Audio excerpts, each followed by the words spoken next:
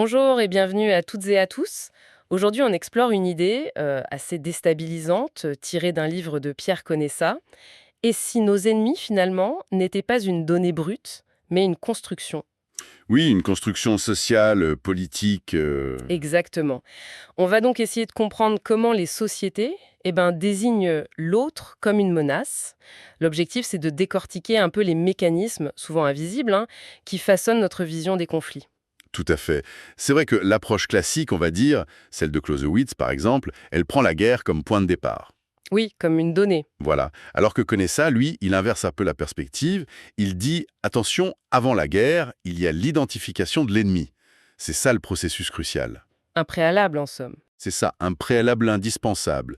Comme le disait Henri Michaud de manière un peu imagée, il faut d'abord savoir qui sont les amis, qui sont les ennemis, c'est la base. Et une fois que cet ennemi est désigné, par qui d'ailleurs? Les médias, les politiques. Oui, parce que Conesa appelle les faiseurs d'opinion, politiques, médias, intellectuels, parfois même les religieux.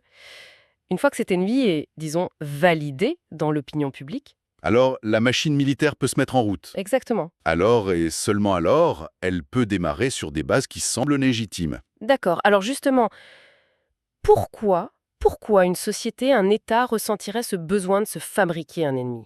Quel est l'intérêt? Ah, c'est vraiment la question centrale. L'ennemi, selon l'analyse qui est faite, remplit plusieurs fonctions. D'abord, une fonction de cohésion sociale. C'est-à-dire? En désignant un autre menaçant, on renforce le nous. Notre identité se construit en partie par opposition à cet ennemi. Carl Schmitt, même s'il connaissait le nuance, insistait beaucoup là-dessus. La distinction ami-ennemi, c'est le cœur du politique. Mhm. Mais Conesa ajoute quelque chose d'important. La déconstruction de l'ennemi, c'est aussi un acte politique. Ce n'est pas gravé dans le marbre. D'accord. Et il y a d'autres fonctions. Vous parliez de plusieurs. Oui, une autre fonction peut être plus troublante, celle que Conesa appelle l'anxiolytique sociale, Anxiolytiques. comme un médicament. En quelque sorte, oui. Face aux peurs collectives, le terrorisme, les crises économiques, les pandémies, ou même des angoisses plus diffuses comme le déclin. Mais désigner un coupable, qu'il soit réel ou imaginaire d'ailleurs, ça permet de canaliser cette angoisse. Durkheim le notait déjà, une société qui souffre, elle cherche un responsable. C'est un exutoire en fait. Voilà, une sorte d'exutoire. Ça permet de gérer l'anxiété collective, même si, et c'est important, l'ennemi désigné n'est pas toujours la cause réelle du problème. C'est assez fascinant cette idée d'anxiolytique sociale. Et ça peut aussi, j'imagine, être une diversion bien pratique pour un gouvernement en difficulté. Ah, tout à fait. C'est un classique de la politique. Agiter la menace extérieure, ou même intérieure d'ailleurs, pour ressouder les rangs, pour faire oublier les problèmes internes, le chômage, les inégalités. L'ennemi extérieur pour masquer les failles intérieures. Exactement. Church Kennan, qui n'était pourtant pas un idéaliste, observait qu'une démocratie en guerre devient très centrée sur elle-même. Elle s'idéalise. Oui, elle idéalise sa propre cause, le bien, et forcément, elle diabolise l'adversaire, le mal absolu. L'exemple que cite Conesa, c'est l'enthousiasme populaire au Royaume-Uni pour la guerre des Malouines en 82. Ah oui, Thatcher. Voilà, ça coïncidait avec une période de grosse tension sociale et économique là-bas. Et la victoire militaire a considérablement boosté la popularité de Thatcher. D'accord. Donc on voit bien le pourquoi. Cohésion, gestion de l'angoisse, diversion politique. Mais alors, qui sont concrètement ces fabricants, ces marqueurs d'ennemis, comme les appelle Conesa? Qui appuie sur le bouton? Alors, ils sont nombreux, et ils agissent souvent ensemble, parfois sans même s'en rendre compte. Le pouvoir politique, bien sûr, est en première ligne. C'est lui qui décide à la fin. Mais il dépend de l'opinion. De plus en plus, oui. Et c'est là que les médias jouent un rôle absolument crucial. Ils diffusent les stéréotypes, ils construisent l'imaginaire collectif de l'ennemi. Hollywood, par exemple. Hollywood est un cas d'étude passionnant pour connaître ça. On a eu le péril jaune, incarné par Fu Manchu, cet asiatique sournois, cruel, Oui, très cliché. très cliché. Puis le péril rouge, pendant la guerre froide, l'espion soviétique, froid, calculateur. Après, on a eu le narcotrafiquant colombien, souvent dépeint comme raffiné mais impitoyable. Mhm. Et plus récemment, bien sûr, la figure quasi omniprésente du péril vert, le terroriste islamiste. Souvent caricaturé, sans nuance. Conessa note même avec ironie ce tic du rire sardonique chez le méchant de cinéma. C'est vrai. Et au-delà des écrans, il y a ceux qui, disons, fournissent les matières grises, les idées. les intellectuels, les écrivains, et surtout ces fameux stratèges des think tanks. Le livre insiste beaucoup là-dessus. Oui, c'est un point absolument central. Les intellectuels, les écrivains, ils peuvent forger des représentations qui durent très longtemps. Pensez à Déroulède et son nationalisme revanchard avant 14-18. Ça a sans doute plus mobilisé que le pacifisme de Jaurès. Ou Kipling, Loti et l'Empire. Exactement, ils ont popularisé, légitimé l'impérialisme. Et puis, il y a ces fameux strategists. Conesa analyse ce qu'il appelle le complexe militaro-intellectuel, surtout aux États-Unis, avec des institutions comme la Rand Corporation, le CSIS. C'est quoi leur rôle exact? Ce sont des groupes de réflexion, souvent financés par l'État, des fondations ou liés à l'industrie de la défense. Leur mission, c'est d'analyser les menaces, de justifier les budgets militaires et de légitimer l'usage de la force. Et leur influence est grande. Considérable. Ils fournissent les arguments experts, les analyses qui vont ensuite nourrir le débat public et influencer les décisions politiques. Et Conessa suggère que ce complexe a dû en quelque sorte se réinventer après la chute du mur. C'est exactement ça. La fin de l'URSS, ça a créé un vide. Un risque de chômage technique, comme dit Conessa en citant Nietzsche. Qui vit de combattre un ennemi a intérêt à le laisser en vie. Logique. Donc pour rester pertinent, pour continuer à être financé, influent, ces cercles stratégiques ont dû identifier, voire créer de nouvelles menaces dans les années 90. C'est là qu'apparaissent les États voyous, le terrorisme global. Voilà. Ou encore la fameuse théorie du choc des civilisations de Huntington. Une thèse très critiquée, bien sûr, mais qui a eu un impact mondial énorme. Elle a fixé les termes du débat pour des années, qu'on soit d'accord ou pas. Et comme les États-Unis dominent ce champ, Eh bien, l'agenda stratégique occidental est souvent made in USA en quelque sorte. donc on a les politiques, les médias, les stratèges, mais Conessa dit aussi que ce récit de l'ennemi a besoin de racines, de justifications plus profondes. Comment les historiens ou les figures religieuses entrent en jeu? Ah, leur rôle peut être déterminant, parfois sans le vouloir, parfois très consciemment. Les historiens, par exemple, peuvent contribuer à créer des mythes nationaux, à désigner des ennemis héréditaires. Enjoliver le passé? Souvent, oui. Embellir le passé national. L'exemple des westerns américains est frappant, présenté comme une épopée fondatrice. La conquête de l'Ouest? Voilà. Alors qu'en réalité, c'était aussi une politique d'expropriation et d'extermination des Amérindiens. Conessa dit que, vu d'aujourd'hui, on parlerait sans doute de propagande génocidaire. C'est fort. Et les religieux? Leur rôle peut être majeur, surtout dans les guerres civiles où l'identité religieuse est utilisée. Ils peuvent raviver de vieilles querelles, sacraliser un territoire, légitimer la violence. On pense à l'évêque de Salamanque bénissant la croisade de Franco. Ou en ex-Yougoslavie? Oui, le rôle tragique de certaines autorités religieuses, orthodoxes serbes ou catholiques croates, dans l'escalade des nationalismes. C'est une véritable toile complexe de fabricants. Alors, venons-en aux outils. Concrètement, comment on s'y prend? Quels sont les leviers utilisés? Le langage, d'après les sources, semble vraiment au premier plan. Le langage est une arme, redoutable. Conessa parle de sémantique guerrière. C'est l'art de choisir les mots pour qualifier différemment la même action selon qui la commet. Donnez-nous un exemple. Prenez un attentat à la bombe. Si c'est un groupe non étatique, on dira attentat aveugle, terroriste, ça souligne l'illégitimité. D'accord. Mais si c'est un bombardement aérien de notre côté qui fait des victimes civiles, on parlera de frappe ciblée, de dommages collatéraux. Ça suggère la légitimité, la précision, ça minimise. Le fameux deux poids, deux mesures. Qu'un ont même inventé le statut de combattant illégal après le 11 septembre.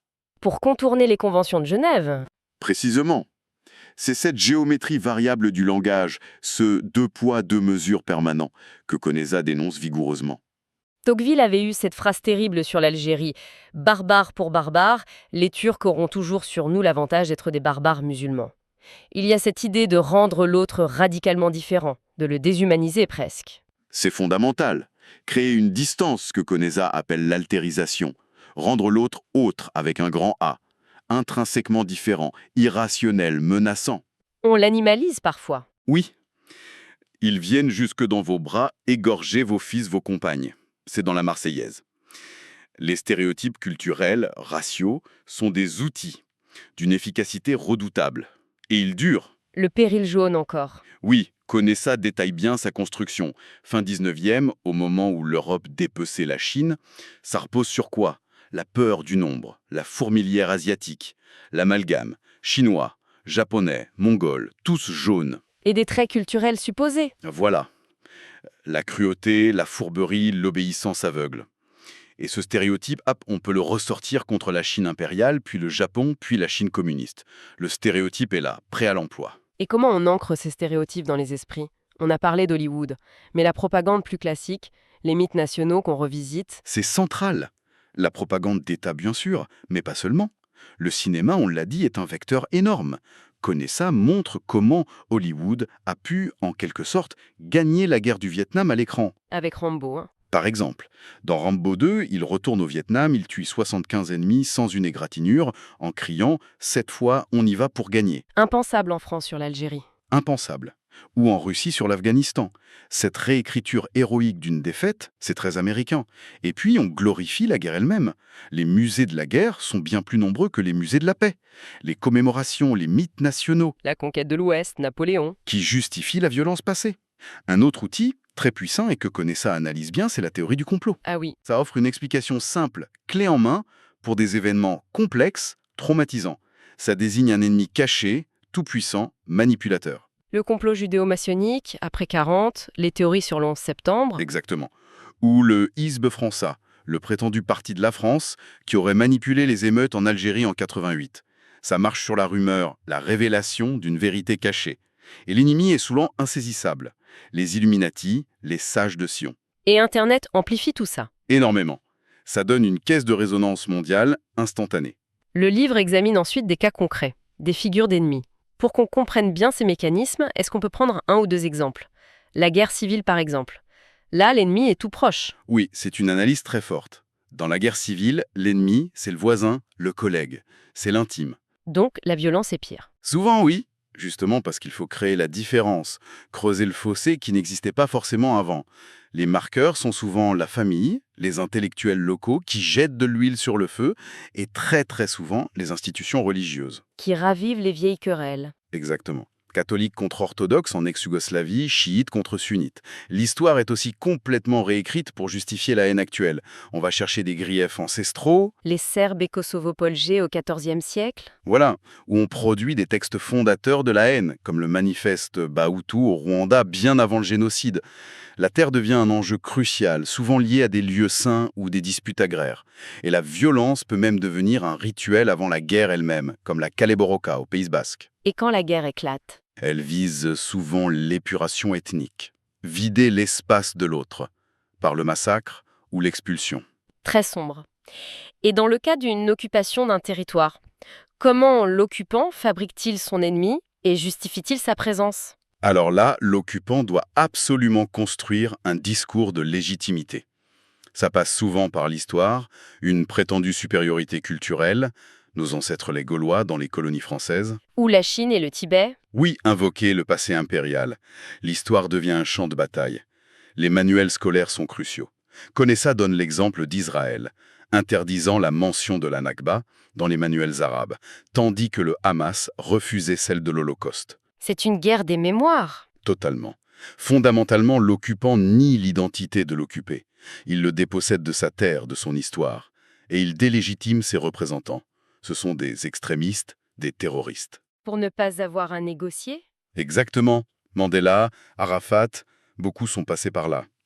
Et toute résistance, même pacifique, est réprimée brutalement. Souvent collectivement, pour donner une leçon. Sétif en 1945, Gaza en 2008. Voilà. Des événements clés, souvent tus ou minimisés par l'occupant. Et puis, un outil essentiel, c'est le recrutement de collaborateurs locaux. Ça crée des divisions terribles, durables. La bleuite en Algérie? Oui, cette manipulation tragique de l'armée française qui a poussé le FLN à s'autodétruire en partie. Ou l'apartheid en Afrique du Sud qui instrumentalisait certains groupes contre d'autres. C'est un tableau assez glaçant de ces mécanismes. Est-ce qu'on est condamné? Est-ce que le livre de Konessa ouvre des pistes pour sortir de ça, pour déconstruire l'ennemi? Oui, heureusement. Et c'est un point très important.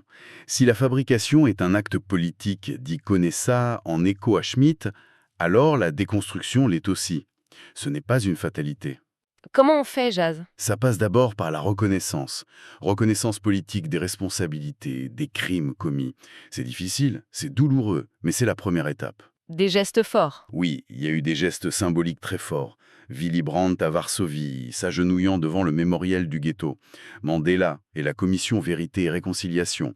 Même Poutine reconnaissant le massacre de Katyn. Ça montre que c'est possible, qu'une volonté politique peut enclencher autre chose. Et l'Europe, dans tout ça? Paula Consonassa voit la construction européenne, avec ses défauts, comme une tentative de dépasser cette logique de l'ennemi commun.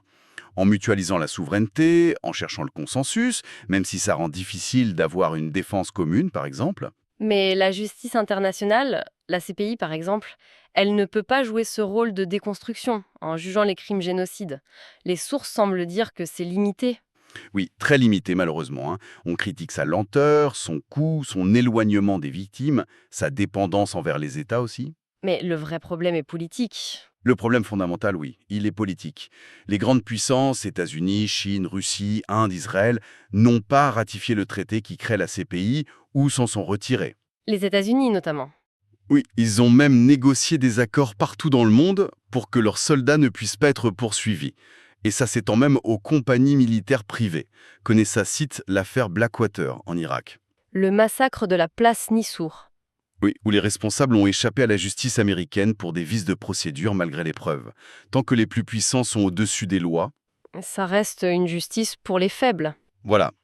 Une justice qui juge surtout des dirigeants de pays moins influents. Donc la déconstruction de l'ennemi, ça passe aussi, et c'est peut-être le plus dur, par une autocritique des démocraties elles-mêmes, sur leur propre usage de la force, leur propre participation à cette fabrication. Bon, si on essaie de résumer cette exploration assez dense, l'idée forte qui reste, c'est que l'ennemi, finalement, c'est beaucoup moins une fatalité qu'une construction sociale, politique, Une construction complexe, oui. qui sert plein d'objectifs. Souder le groupe, détourner l'attention, justifier des guerres ou des budgets.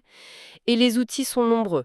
Le langage, les stéréotypes, les think tanks, la réécriture de l'histoire. C'est une excellente synthèse. L'analyse de Conesa est vraiment une invitation à être vigilant, à être critique, comprendre comment on fabrique l'ennemi. C'est déjà commencer à démonter le mécanisme. Exactement. C'est commencer à réduire son emprise sur nous. Ça nous pousse à nous demander, quand on nous présente une menace, qui parle? Pourquoi?